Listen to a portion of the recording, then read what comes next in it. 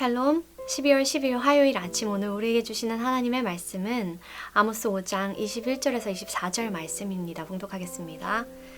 내가 너희 절기들을 미워하여 멀시하며 너희 성회들을 기뻐하지 아니하나니 너희가 내게 번제나 소제를 드릴지라도 내가 받지 아니할 것이요 너희의 살진 희생의 화목제도 내가 돌아보지 아니하리라.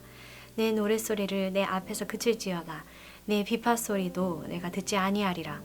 오직 정의를 물같이 공의를 마르지 않는 강같이 흐르게 할지어다. 아멘.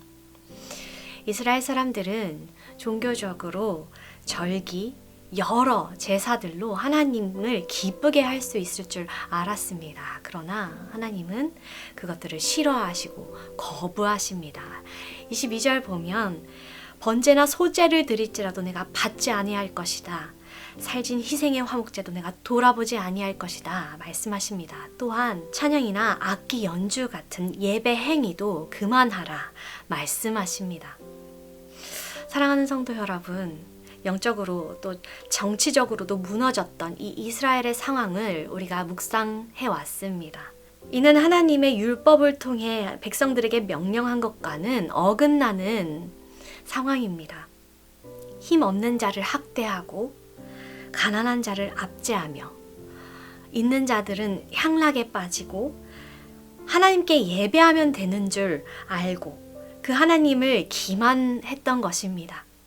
예배 안에 예전적인 요소가 잘 들어가 있고 절기마다 행사하며 때마다 봉헌을 잘 드리면 무슨 소용입니까? 하나님이 돌아봐 주시지 않으면 아무 소용이 없습니다. 예배 안에 찬양이 듣기 좋고 음향이 깨끗하고 방송이 원활하면 전부일까요? 하나님이 듣지 아니하시겠다 하면 그것은 아무것도 아닙니다. 하나님의 백성은 일상생활과 예배가 크게 관련 없는 것 같이 나누어서는 안 됩니다. 이스라엘 백성들은 예배는 보기에 정성스러웠으나 일상생활은 자기 생각에 옳은 대로 좋은 대로 하였고 삶에서 실현할 수 있는 말씀 속 명령인 정의와 공의는 중요하지 않았습니다.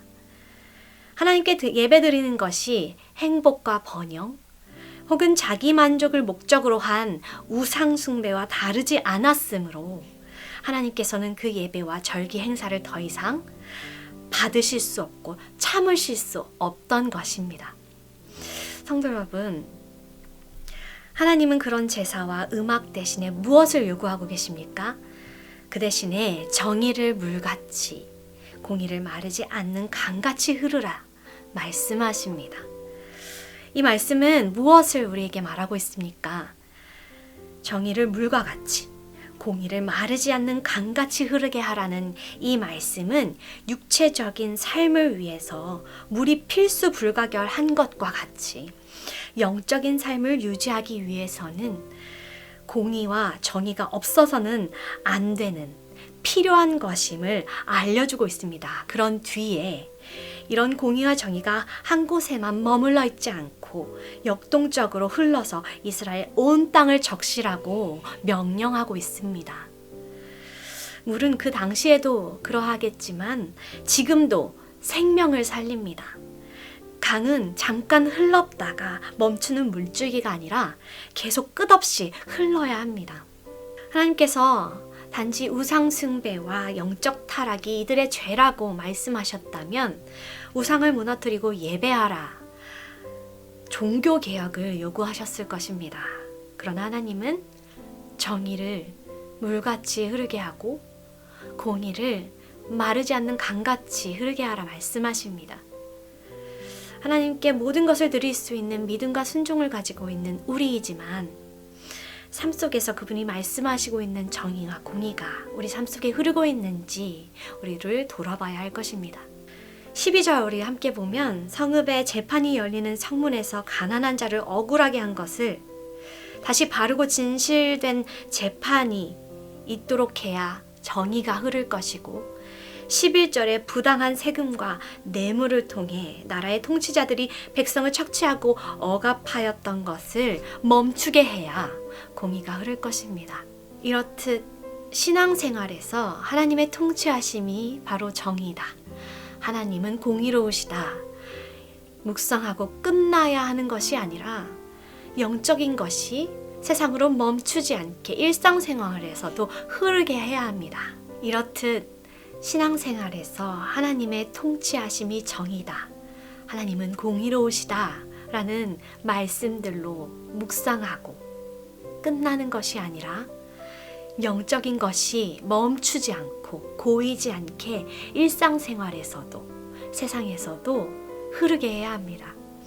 오늘날 우리 사회 모습을 잘 나타내고 있는 말씀이 하나 있는데요. 이사야 10장 1절에서 2절 말씀입니다. 불의한 법령을 만들며 불의한 말을 기록하며 가난한 자를 불공평하게 판결하여 가난한 내 백성의 권리를 박탈하며 과부를 토색하고 고아의 것을 약탈하는 자는 화 있을진저. 벌하시는 날과 멀리서 오는 환난의 때에 너희가 어떻게 하라느냐? 누구에게로 도망하여 도움을 구하겠으며 너희의 영화를 어느 곳에 두려느냐?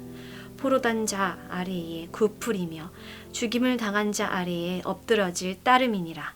그럴지라도 여호와의 진노가 돌아서지 아니하며 그의 손이 여전히 펴져 있으리라. 아멘. 우리는 회개하여서 악을 버리고 정의를 실천해야 합니다. 약하고 작은 자를 죽이는 법의 체계와 통치 행위를 바르게 또 진실되게 세우고 불의를 멈추게 할 수 있어야 합니다. 그런 사회를 만드는 책임이 우리에게 있습니다. 다른 정치하는 자에게만 있거나 시민단체에게만 활동가에게만 있는 것이 아닙니다. 그 책임이 우리에게 있음을 우리는 기억해야 합니다. 하나님께서 말씀으로 명령하셨기 때문입니다. 그런 삶이 하나님이 바라는 백성의 삶이며 소금과 빛의 역할이 될 것입니다. 그런 삶은 백성들에게 여호와의 날이 심판의 날이 아니라 긍휼의 날이 되게 할 것입니다. 기도하겠습니다.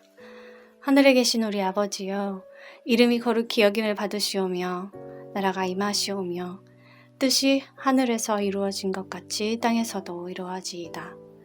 오늘 우리에게 일용할 양식을 주시옵고 우리가 우리에게 죄 지은 자를 사하여 준 것 같이 우리 죄를 사하여 주시옵고 우리를 시험에 들게 하지 마시옵고 다만 악에서 구하시옵소서.